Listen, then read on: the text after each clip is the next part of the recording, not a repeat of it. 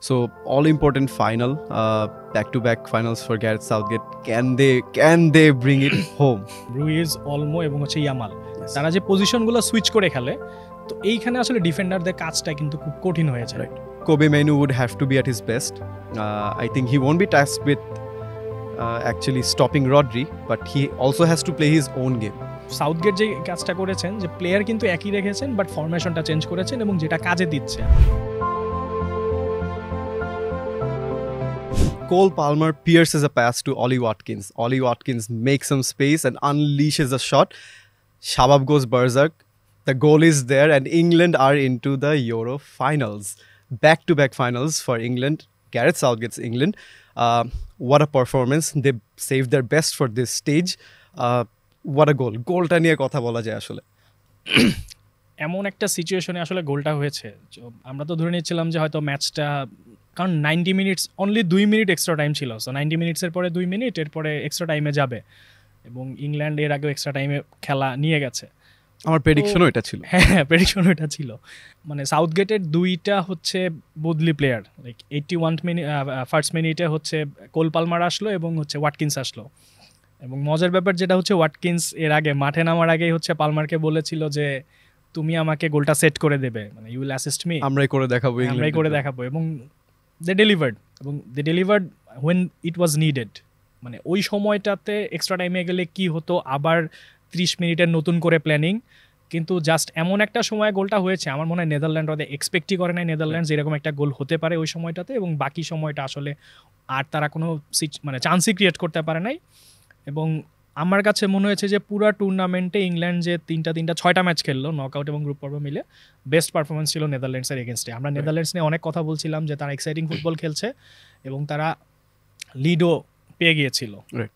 So Harry কেনের পেনাল্টিটা নিয়ে হয়তো একটু প্রশ্ন থাকতে পারে, কিন্তু ওয়াটকিন্স যে গোলটা করেছিল, মানে একদম যদি স্ট্রাইকারদের কেউ পছন্দ করে থাকে, এইসব ট্রেনিং এর ভিডিওগুলোই আমরা দেখি, হ্যাঁ, স্ট্রাইকারদের কেউ যদি পছন্দ করে থাকে যে একটা স্ট্রাইকারস ফিনিশ আর কি, মানে আমার কাছে যখন মনে আছে যে আমি ভেবেছিলাম যে হয়তো যেই পজিশনে ছিল বলটা যখন রিসিভ করে হয়তো সাইডে পাস দেবে বা রাইট উইং এ যে আছে তাকে পাস দেবে। এই এক্স্যাক্ট জিনিসটা is what made the difference. Harry Kane থাকলে আপনি ডেফিনেটলি expect করতে পারতেন যে Harry Kane would have laid it off to someone else and he would have even seen the back of the goal, but Watkins এর এই presence of mind, but he is that kind of a player, so he was always thinking about goal. এবং যেহেতু premier লিগটা তার খুবই ভালো গেছে, খুবই ভালো ফর্মে ছিল, খুব বড় বড় ম্যাচে গোল করেছে, সো আমার কাছে মনে হয় যে ওই কনফিডেন্সটা, এবং একজন স্ট্রাইকার হিসেবে ওই কনফিডেন্সটা আসলে থাকা উচিত যে ওকে আমি বলটা পেয়েছি, আমি একটা টাচ বা দুইটা টাচ নিয়ে আমি নিজেকে সেট করতে পারি অ্যান্ড স্কোর করার অ্যাবিলিটি তো আমার আছে। এন্ড খুব ফ্যামিলিয়ার টেরিটরিতে, আমরা একটু আগে বলছিলাম যে I remember it because চেলসির এগেইনস্ট ছিল, very similar type of finish, যে বলটাকে একটু হয়তো ডিফেন্ডারের সাইডে নিয়ে একটু ডিফেন্ডারের থেকে দূরে নিয়ে he unleashes the shot and ends up at the back of the net. What a performance from Southgate side, and at the same time what a performance from a Spanish side. It wasn't easy, was it? It wasn't easy at all. So, and the game needed a moment of brilliance. আমরা অনেকে expect করতে পারতাম হয়তো যে এটা Kylian এমবাপ্পের থেকে আসবে, আর আসতেই পারতো, আসেনি, করতে পারেনি তারা। French under Didier Deschamps, they couldn't do it, but guess who did? Lamine Yamal did it, and what a finish it was, and what a goal it was, what a performance from পুরো টুর্নামেন্টে। কিন্তু Yamal অনেক chance create করেছে, মানে 16 বছর বয়স, এটা আসলে মাঝে মাঝে ভুলেই যায়। ও যখন মাঠে থাকে ওর খেলা দেখে আসলে মনে হয় না যে ওর বয়স আসলে 16 বছর। যেভাবে ডিফেন্ডারদের টেক অন করছে, উইং থেকে ক্রস করছে, অ্যাসিস্ট করছে, গোলটা করাই বাকি ছিল। মানে পুরো টুর্নামেন্টের আগে 3টা অ্যাসিস্ট করেছে, অনেকগুলো শট নিয়েছে, গোল আসছিল না। এবং ওই দিন যে গোলটা করলো সেমিফাইনাল ম্যাচটাতে, এবং তার সামনে ছিল র্যাবিও। আরেকটা মজার ব্যাপার হচ্ছে যে র্যাবিওই ম্যাচের আগে বলছিল যে ইয়ামালকে আরও অনেক স্পেশাল কিছু করে দেখাতে হবে, এবং ইয়ামাল স্পেশালটাই করে দেখালো, এবং র্যাবিওকে জাস্ট একটা অন্যদিকে সরিয়ে দিল একটা টাচ দিয়ে, যে র্যাবিও ফ্রেমে নাই এরকম একটা সিচুয়েশন, এবং যেই শটটা নিল মানে একদম ইঞ্চ পারফেক্ট যদি আমরা বলি। কারণ হচ্ছে যে গোলকিপারের যেটা ছিল, যে ফ্রান্সের গোলকিপার একটা স্টেপ দুইটা স্টেপ জাজ করতেই পারছিল না যে আসলে কখন ডাইভ দেবেন, এবং যখন শেষ পর্যন্ত ডাইভ দিলেন তাতেও কাজ হয় নাই, বলটা জালে প্রবেশ করে গেল। সো মানে এটা দেখাটা খুবই একজন নিউট্রাল ফ্যান বলি এবং স্পেন ফ্যান বলি বা বার্সা ফ্যানদের কথা যদি বলেন, মানে ইয়ামালকে মাঠে খেলতে দেখাটা মানে একটা প্লেজার ফর দ্য আইস। র্যাবিওট এখন আসলে মনে হচ্ছে যে র্যাবিওটের বলা ঠিক হয়নি। হি ওয়াজ টাস্কড with stopping Yamal along with the left back Theo Hernandez, and ম্যাচের majority of the time I would say যে তারা সেই কাজটা করতে পেরেছেন। মানে ইয়ামালকে মানে কোনো ডিফেন্ডারকে সে আইসোলেট করতে পারেনি, সেভাবে ড্রিবল করে চলে যেতে পারিনি। এই জিনিসটা, এই রেস্ট্রিকশনটা France were able to put on Yamal. But ওই র্যাবিও যেটা বললেন যে স্পেশাল কিছু করে দেখাতে হবে, and he did exactly that. এই হচ্ছে আমার কাছে মনে হয় যে স্পেশাল প্লেয়ারদের বা স্পেশাল প্লেয়ার হয়ে ওঠার বৈশিষ্ট্যগুলোই হচ্ছে এইটা, যে আপনি একটা মোমেন্ট পাবেন, মোমেন্ট অফ ব্রিলিয়ান্স, এবং সেটি আপনি কাজে লাগাবেন এবং এরপরে রেজাল্ট আপনার পরে আসবে। কারণ এই মোমেন্টগুলোই এখন আলটিমেটলি 90 মিনিটস যদি র্যাবিও এবং থিও হার্নান্দেজ ইয়ামালকে ধরেও রেখে থাকেন, আমরা ওইটা মনে রাখছি না, আমরা মনে রাখছি কিন্তু ইয়ামালের গোলটাই। এক্স্যাক্টলি। সো ওই মোমেন্টটাই হচ্ছে important. So big match up. I mean আপনি যদি টুর্নামেন্টের শুরুতে বলতেন যে specially after the group stage, তাও যদি আপনি বলতেন যে Spain and England will face off against each other, আসলে ওখানে কোনো কন্টেস্টই দেখা পসিবল ছিল না। But now, after such a performance from England, I don't know, you would certainly have that confidence to place your bets on England. And as the day goes by and we are leading up towards the final, আমরা আসলে England নিয়ে আরও বেশি আশাবাদী হতেই পারি। Of course, Spanish side, the way they have been playing, the strengths and weaknesses. স্পেনকে নিয়ে যদি একটু আসি, যে লাস্ট দুটো ম্যাচই তাদের সবচেয়ে বড় একটা স্ট্রেংথ ছিল হচ্ছে রড্রির ইনফ্লুয়েন্সটা in the middle of the park, playing often as a single pivot. But আমরা লাস্ট দুই ম্যাচেও দেখতে পেরেছি যে সেই ইনফ্লুয়েন্সটা কিন্তু কার্টেল করে ফেলেছে, and that was a big concern for both sides, Germany as well as Spain, and they did it very well I would say. আপনি যদি রড্রির প্যাসিং ম্যাপটা দেখেন, আপনি সেই রড্রিকে খুঁজে পাবেন না কমপ্লিটলি, যে হচ্ছে পিয়ার্সিং পাসগুলো দিচ্ছে, লাইন ব্রেকিং পাস দিচ্ছে। তো সেই ইনফ্লুয়েন্সটা আসলে ছিল না সেই অর্থে। বাট ডিসপাইট দ্যাট, আমরা যে লাস্ট এপিসোডেও বলছিলাম যে it was about finding solutions, Spain found solutions. এটাই হচ্ছে ব্যাপার, যে যদি রড্রির মানে এই স্পেন টিমটাও তো অনেক ইয়াং এবং তুলনামূলক অনেক ইনএক্সপিরিয়েন্স, বাট যখন আপনার সেন্ট্রালে রড্রির মতো একটা প্লেয়ার থাকবে যে ম্যাচটা ডিকটেট করতে পারে, সো আপনি খুবই সেটা নিয়ে অনেক স্বস্তিতে থাকবেন। এখন রড্রির যদি পাসিং লাইন আপনি কাট করে দেন, সেই ক্ষেত্রে একটা প্রবলেম তৈরি হওয়ার মানে অবশ্যই একটা প্রবলেম তৈরি হবে। বাট স্পেনের যে ব্যাপারটা হচ্ছে, এই টিমটা এত বেশি ট্যালেন্টেড এবং এরা নিজেদের সঙ্গে এদের সম্পর্কটা এত বেশি ভালো, মাঠের মধ্যে এদের বোঝাপড়াটা এত ভালো, দে ফাইন্ড দ্য সলিউশনস। আমরা যদি ইয়ামালের কথা বলি, নিকো উইলিয়ামসের কথা বলি, ফ্যাবিয়ান রুইজ এবং ড্যানি অলমোর কথা বলি, এরা যে পজিশন সুইচ করে খেলে, এদেরকে আসলে ট্র্যাক করাটা খুব কঠিন। বিশেষ করে অলমো এবং ফ্যাবিয়ান রুইজের কথা যদি আমরা বলি, যারা সেন্ট্রালে খেলছেন 10 নম্বর পজিশনে, তারা উইংয়ে চলে যাচ্ছেন, লেফট উইং, রাইট উইং, একটু ডিপে নেমে খেলছেন, হাফ স্পেসগুলো সুন্দরভাবে ডমিনেট করছেন। সো রড্রির পাসিং লাইনটা যদি আপনি কাটও করে দেন, তারপরও আপনার ওই অ্যাটাকিং থ্রেটটা কিন্তু কখনো কমে যাচ্ছে না। অবভিয়াসলি ইংল্যান্ডও এটাই চাইবে যে যতটা মিটিগেট কমানো যায়, বাট স্টিল ইংল্যান্ডকে আসলে ওই সামনের যে 4 জন আছেন এদের এগেনস্টেই, এবং অবশ্যই ফরওয়ার্ডের কথা বলতে আলভারো মোরাতা আছেন, বাট ওই 4 জনের দিকে ইংল্যান্ডের মূল ফোকাসটা রাখতে হবে এবং ইংল্যান্ডের ডিফেন্সের মূল পরীক্ষাটা দিতে হবে কিন্তু ওখানেই। যদি আমরা ট্রিপিয়ারের কথা বলি, ওয়াকারের কথা বলি এবং গেহির কথা বলি, সো স্টোনস আছেন, সো তাদেরকে কিন্তু মূলত হচ্ছে যে খুবই সলিড থাকতে হবে। এই স্পেনের এগেনস্টে আপনি ভুল করলে আপনি গোল হজম করবেন। 13টা গোল স্পেন অলরেডি করেছে, টুর্নামেন্টের সবচেয়ে মানে গোল স্কোরিংয়ের দিক থেকে সবচেয়ে সফল দল, এবং সবচেয়ে বেশি বিগ চান্সও তারা মিস করেছে, তার মানে আরও গোল করতে পারতো তারা। সো এই ব্যাটেলটা ইংল্যান্ডের জন্য অনেক বেশি ইম্পর্টেন্ট হবে, যে কীভাবে তাদের ফরওয়ার্ডদেরকে আটকে রাখা যায়। অফকোর্স অলমো আর ফাবিয়ান রুইজকে নিয়ে যদি আসি, যে contenders for the golden ball and best player of the tournament, of course তাদের এইবারের যে ইউরোতে performance, it's very unlike them considering how they have performed for their respective clubs. Fabian Ruizকে যদি আপনি দেখেন for PSG, very plays very within himself for the Parisians, but at the same time আপনি যখন স্প্যানিশ সাইডে দেখেন, when you know you have a player like Rodri, he just sets him free, and we have been seeing that তার একটা এই tournament একটা record আছে যে he has won the most number of possessions in the final third. in the opposition's half. So that is I don't know, that is a surprising thing for someone like Fabian Ruiz. And Olmoর যে উত্থানটা আসলে it is amazing. আপনি বলছিলেন যে he is like very restricted towards the winger position or a certain side of the pitch, but আমরা এই টুর্নামেন্টে দেখছি যে he is drifting towards the left, the right, the half spaces. He's been brilliant in those half spaces. যখন যেটা লাগছে he's reading the game brilliantly, and hence you see the stats. So তাদের ইনফ্লুয়েন্সটা অনেক বেশি ইম্পর্টেন্ট হতে যাচ্ছে। And ইংল্যান্ডের ক্ষেত্রেও যদি আসি, ইয়ামালের ডেঞ্জারটা, I mean, how do you stop a guy like Yamal, 16-year-old, whatever? You put all of this aside and you see what the player has done. So it is like very difficult. And আমরা যেহেতু expect করছি যে England will play the same side. Team. So Trippier will be tasked with handling, let's say stopping, I don't know how to stop him, but let's say handling Yamal. So how do you see that battle on the right hand side? আমার কাছে মনে হয় যে right hand সাইডে যে Yamal থাকবে আর ওইদিকে হচ্ছে যে ট্রিপিয়ার। এখন ট্রিপিয়ারের ক্ষেত্রে যেহেতু ট্রিপিয়ার রাইট ফুটেড, সো আমার কাছে মনে হয় যে ওইখানে হয়তো সে একটু হইলেও একটু বেনিফিট হয়তো তার থাকবে, মানে তার দিক থেকে হয়তো থাকবে যে ওকে আমি একটা পজিশন পাচ্ছি, বাট ইয়ামালকে হ্যান্ডেল করাটা ইটস টু টাফ মানে এই মোমেন্টে। বাট ওইখানেই ব্যাটেলটা হবে যে ইয়ামালকে আসলে কতটুকু উনি স্পেস দিবেন। কিন্তু এখন পর্যন্ত টুর্নামেন্টটা যেভাবে এগিয়েছে এবং ইয়ামালের যে পারফরমেন্স দেখেছি, আমার কাছে মনে হয় যে ট্রিপিয়ার খুব বেশি আসলে চান্স পাবেন না। সো ওই উইং থেকে সাকাকে একটা ভূমিকা রাখতে হবে, যেহেতু সাকা হয়তো অপোজিট সাইডে, এই সাইডে হয়তো সরি এই পাশে হচ্ছে গিয়া Bellingham and Declan Rice. So Declan রাইসকে হচ্ছে একটা বড় ভূমিকা রাখতে হবে এবং ডেকলান রাইস কিন্তু এই কাজটা করতে পারবে।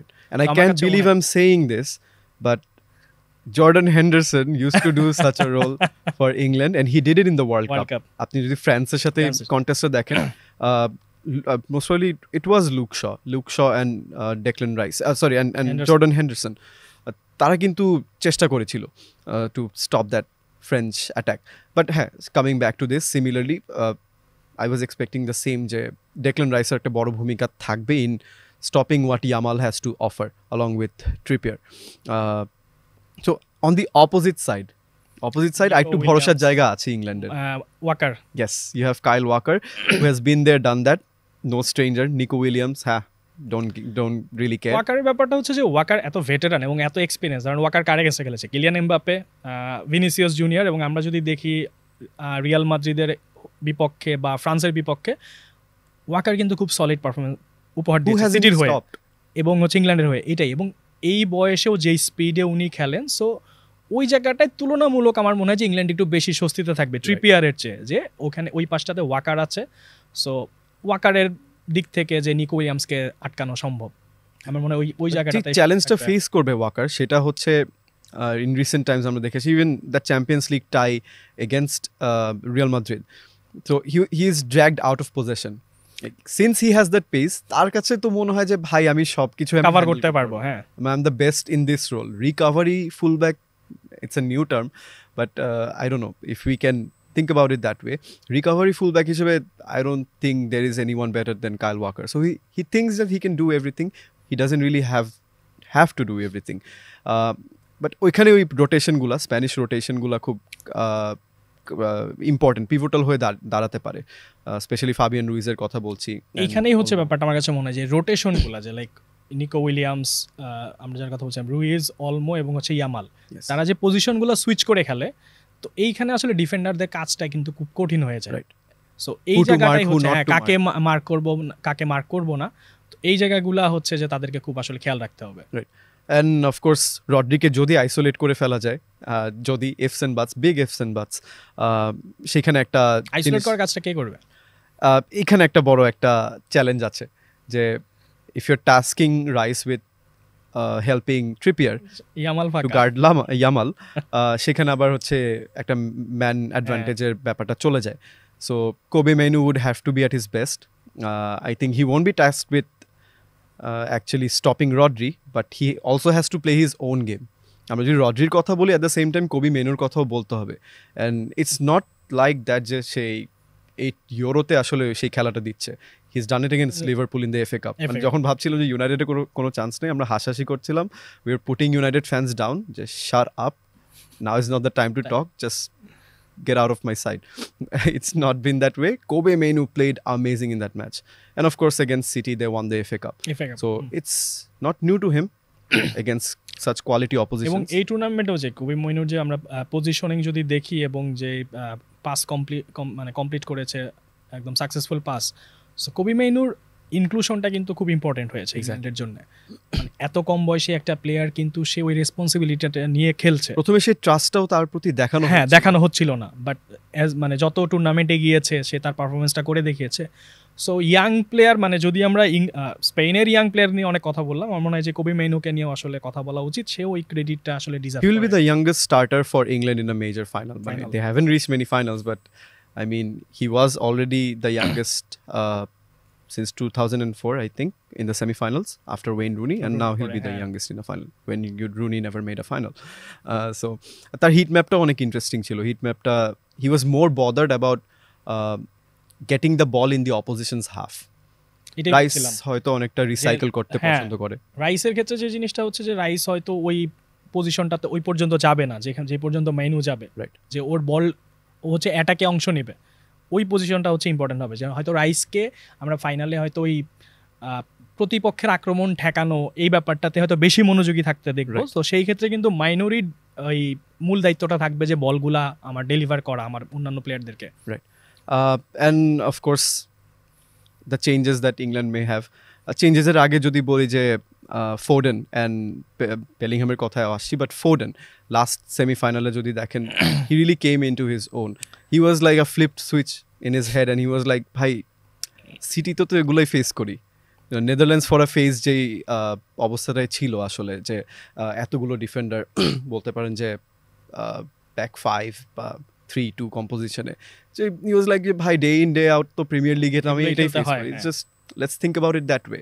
And Foden really got out of his shell and he found his game. So as a City fan, how much similarities did you see?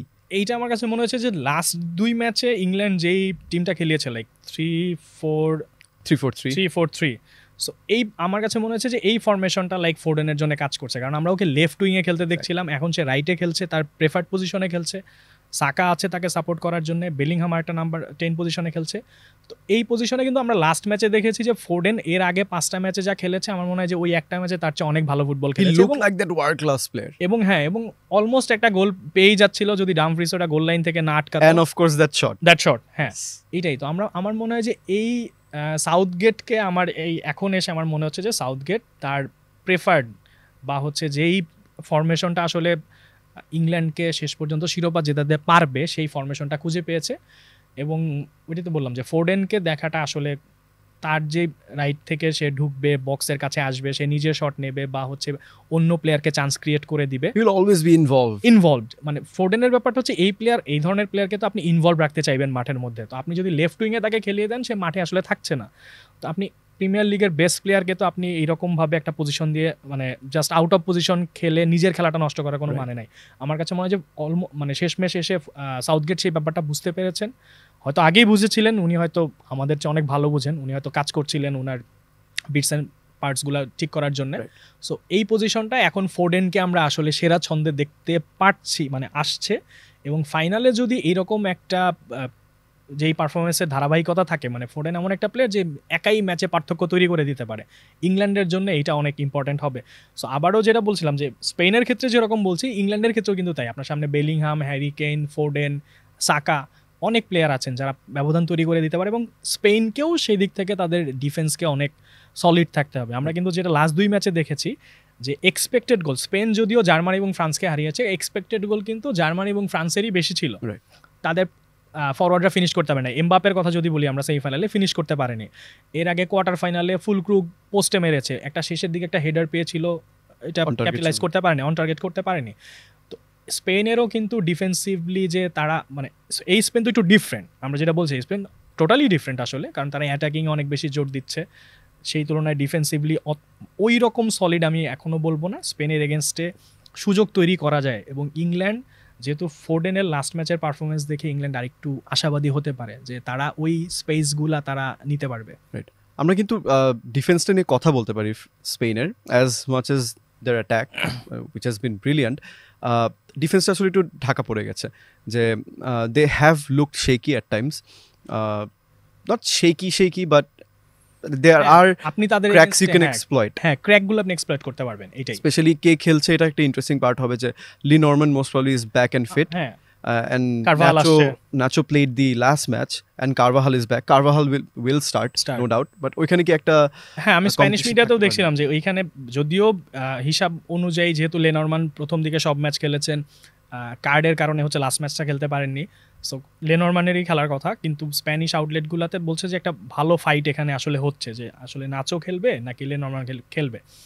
নাচো অনেক ভেটেরান, ডিফেন্সিভলি রিয়াল মাদ্রিদের হয়ে খেলেছেন, অনেক শিরোপা জিতেছেন, বাট নাচোর এগেনস্ট আমার মনে হয় যদি নাচো বা লেনরমান যেই খেলুক না কেন, আমার মনে হয় তাকেই আসলে টার্গেট করবে স্ট্রাইকাররা, যে তাকে কোনোভাবে আউট অফ পজিশন করা যায় কিনা, কারণ লাপোর্ট অনেক বেশি সলিড খেলছে, and his distribution has been second to none this tournament. এটাই on the ball, ডিফেন্স থেকে যেভাবে বল সাপ্লাই করছেন আনবিলিভেবল। সো ওইখানে একটা মজার ব্যাপার আসে যে যতবারই Nacho fills in for club or country, আমাদের মনোভাবটা এরকমই থাকে যে ভাই এখন পাইছি। হ্যাঁ, কিন্তু আসলে কিন্তু সেরকম খুব কমই হয়। every time we look at Nacho and like, হ্যাঁ, I'm going to exploit this weakness, and it doesn't become a weakness. এটাই The Nacho, the man, the myth, the legend and whatever, it doesn't become a weakness, but এই Spanish সাইডে একটা difference যেটা থাকতে পারে, মানে from watching Le Normand and Nacho for a match, Le Normand has that passing range, হয়তো defensively অনেক traits তার হয়তো একটু কম, বাট প্যাসিং রেঞ্জটা ইজ আনবিলিভেবল, অ্যান্ড স্পেন অনেক সিমলেসলি আসলে from the back play out করতে পারে। সো এইখানে একটু কনসিডারেশনের হয়তো ব্যাপার আছে, যেটা নাচো হয়তো পারে না, যে একদম পিয়ার্সিং বলস into midfield, into Rodri, finding people with a long ball. So এখানে একটা ডিবেট থাকলেও থাকতে পারে। তবে আমার কাছে মনে হয় যে লেনরমানই খেলবে, মানে ডেলা ফুয়েন্তে যেই সব কোচই তো আসলে তাদের একটা ফর্মুলা ফলো করছে, মানে যেহেতু টুর্নামেন্টের ক্ষেত্রে সাউথগেটও কিন্তু একই প্লেয়ারই কাইন্ড অফ সেম 11টাই খেলিয়েছে, ফরমেশনটা চেঞ্জ করেছে, লাইক ব্যাক 4 থেকে ব্যাক 5 বা 3, দুইটা উইং ব্যাক দিয়ে খেলছে। সো ডেলা ফুয়েন্টের ক্ষেত্রে আমার কাছে মনে হয় যে উনি চাইবে যে যেই টিমটার উপরে উনি আস্থা রেখেছেন সেই টিমটাই খেলাতে, তো সেই ক্ষেত্রে লেনরমানেরই আসলে স্টার্ট করার চান্সটা বেশি। অ্যান্ড দ্য সেম টাইম দুই টিমেরই আসলে বলতে হয় যে বেঞ্চ স্ট্রেংথ খুব ইম্পর্টেন্ট হয়ে দাঁড়াচ্ছে, মানে already throughout the tournament it has been a pivotal factor, যে স্পেশালি ইংল্যান্ডেরটা যদি বলি, যে আমরা তো মজা করে বলি যে হ্যাঁ ভাই আমাদের সব বেস্ট প্লেয়ার তো বেঞ্চে আছে, আসবে তখন খেলা চেঞ্জ করে দিবে। The same goes for Spain as well, Mikel Merino Oyarzabal when he comes on he looks, অলমোর কথাই আমরা বলি না কেন, মানে অলমো তো অ্যাকচুয়ালি বেঞ্চেই থাকার কথা ছিল, লাইক পেড্রি নাই দেখে মেইন টিমে খেলছে। এক্স্যাক্টলি, সো সেই ক্ষেত্রে অনেক পিভটাল একটা রোল প্লে করতে পারে। Ivan Toney is on the bench. Ollie Watkins will be on the bench. Cole Palmer. Pretty sure about that. Cole Palmer. Luke Shaw. So, Southgate, এখন কি আপনি স্টেটমেন্টটা চেঞ্জ করবেন? হ্যাঁ, আমার কাছে আপনি সাউথগেটকে ক্রেডিট দিবেন। আমি ওইটাই বলছিলাম যে সাউথগেট যে কাজটা করেছেন, যে প্লেয়ার কিন্তু একই রেখেছেন বাট ফরমেশনটা চেঞ্জ করেছেন এবং যেটা কাজে দিচ্ছে, আমার কাছে মনে হচ্ছে এই জিনিসটাই সাউথগেট খুঁজে পাচ্ছিল না। গ্যাম্বল তার অলমোস্ট কাজে, মানে ইন টার্মস অফ সাবস্টিটিউশনস, হ্যাঁ, এই যে সাবস্টিটিউশনের ব্যাপারটা বলতে যাচ্ছিলাম, যে তার সাবস্টিটিউশনগুলো কাজে লেগে গেছে। কিরকম, মানে আপনি তো নর্মালি যেটা হবে যে একটা মেইন টিম খেলে, এরপরে হয়তো কোচের মাইন্ডে থাকে যে ওকে আমি এর বাইরে এই 2-3টা প্লেয়ারকে খেলাবো। যদি স্পেনের কথা বলি, ওয়ারজাবাল খেলবে, মেরিনো খেলবে, আমরা মোটামুটি নিশ্চিত থাকি। অলমো বেঞ্চে থাকলে অলমো খেলতো। ইংল্যান্ডের ক্ষেত্রে কিন্তু আমরা ডিফারেন্ট দেখছি। কোল পালমার ফিক্স মোটামুটি যে কোল পালমার খেলবেনি, মানে given the season he had, কিন্তু কোনোদিন আইভান টোনি, কোনোদিন অলি ওয়াটকিন্স, এই যে কাজগুলো সাউথগেট করছেন এবং এগুলো কাজে লেগে যাচ্ছে, এবং আলটিমেটলি কাজে লাগাটাই হচ্ছে ফ্যাক্ট। এখন কোচ তার কোন চিন্তা থেকে করেছে সেটা তো আমরা এখানে বসে জানতে পারছি না, কিন্তু যেহেতু কাজে লেগে যাচ্ছে, সো সেইখানে সাউথগেট সফল। এবং যদি মানে ম্যাচটা যদি এক্সট্রা টাইমে যায় সেক্ষেত্রে, মানে ইংল্যান্ডের ম্যাচগুলো দেখে তো এরকম মনে হচ্ছিল যে এক্সট্রা টাইমে যাবে বা যাচ্ছে, লাস্ট ম্যাচটাও সেরকম মনে হয়েছে। সেই ক্ষেত্রে এই সাবস্টিটিউশনগুলো খুব ইম্পর্টেন্ট হতে পারে, এবং আমার মনে হয় যে সাবের দিক থেকে হলে ইংল্যান্ড একটু এগিয়ে থাকবে, মানে ডিফারেন্স মেক, মানে বেঞ্চ থেকে ডিফারেন্স মেক করার অনেক ক্যারেক্টার আছে সেই ম্যাচের জন্য। So all important final, back to back finals for Gareth Southgate, can they bring it home? Sabir bhai, and they bring it home this time. ওই আরেকটা আলোচনা আমরা লাস্ট ইয়াতেও করেছিলাম। আচ্ছা যাই হোক, লাস্টের একটু বলে নেই, সেটা হচ্ছে আমরা প্রেডিক্ট করেছিলাম যে এদিকে হচ্ছে উঠবে, স্পেন উঠেছে। ইংল্যান্ডের ক্ষেত্রে আমি বলেছিলাম যে 2-1 রেজাল্ট হবে, নেদারল্যান্ডসের এগেনস্টে ইংল্যান্ড উঠেছে। এবং যেটা বললাম যে লাস্ট ম্যাচের ইংল্যান্ডের পারফরমেন্স আমার কাছে অনেক বেশি সলিড মনে হয়েছে। এবং যেহেতু তারা বিল্ড আপ করে করে এই পর্যায়টায় আসছে এবং চাইবে সেরাটা, দুই দলই চাইবে সেরাটা দিতে, কিন্তু ওই যে ব্যাপারটা থাকে যে একটা টিম থাকে খুব ভালো খেলে, একদম তুখোর ফুটবল খেলে, কিন্তু শেষ পর্যন্ত গিয়ে হয়তো ট্রফি জিততে পারে না। এখন স্পেনের ক্ষেত্রে এই জিনিসটা হলেও হতে পারে। আমার মনে হয় যে স্পেন ফেভারিট হিসেবেই যাচ্ছে এবং তারাও হয়তো এটা জানে। সো এটা কোনো একটা প্রেশার ক্রিয়েট করে কিনা সেটা একটা ফ্যাক্ট। আবার ইংল্যান্ডের ক্ষেত্রে conceded and won all the knockout matches. They've conceded first and won them. এটাই হচ্ছে একটা ব্যাপার। আর ইংল্যান্ডের ক্ষেত্রে যেটা হচ্ছে যে তাদের তো এই প্রেশারটা সবসময় থাকে, লাইক 96 থেকেই আছে যে is it coming home. But এখন আমার কাছে যেটা মনে হয় যে সাউথগেট সেমিফাইনাল হচ্ছে এটা নিয়ে 3টা খেলছেন, রাইট?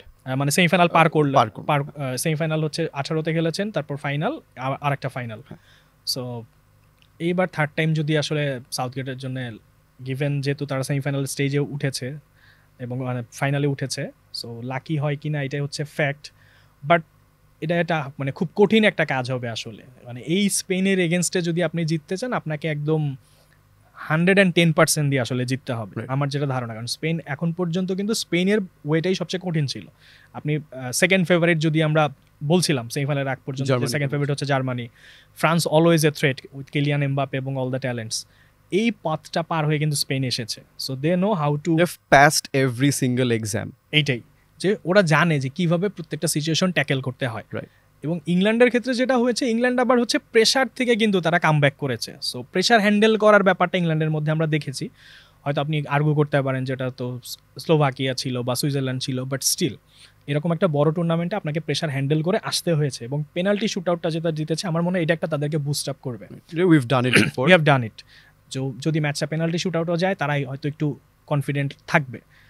তো আসলে ইজ ইট কামিং হোম, আমি এখনো ওই কনফিডেন্টটা এখনো হতে পারে না, বিকজ অফ যে একটা ম্যাচে, মানে লাস্ট ম্যাচটাই আমার কাছে মনে হয়েছে যে ইংল্যান্ড অনেক ভালো খেলেছে, কনভিনসিং খেলেছে।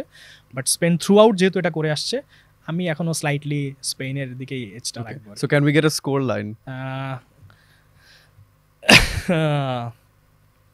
ইংল্যান্ড স্কোর করবে, কারণ ইংল্যান্ড স্কোর করে আসছে, স্পেনও করবে। I am guessing like 2-1 to Spain, says Sabir bhai. I'll say the same thing. First of all, it is coming home this time. It is coming home. I'm saying this on record. It is coming home, but we're gonna have to work hard for it to come home. I am predicting the same 1-1 during full time. It goes to extra time and no one gets a goal, and we go to penalties. And since we have taken better penalties, we are going to win. England are going to win. So that is my prediction, and I'll get to see all your faces the day after, and I'll have all the bragging rights till the next tournament. So that is my prediction, England to win. That is where we come to an end. We'll see you after the final. What a lovely discussion we have had. What a lovely Euros we have had. Could be exciting একটা match হবে, এটা for sure. Guaranteed. No doubt about that. Thank you, Sabir bhai. Thank you for being here. Thank you.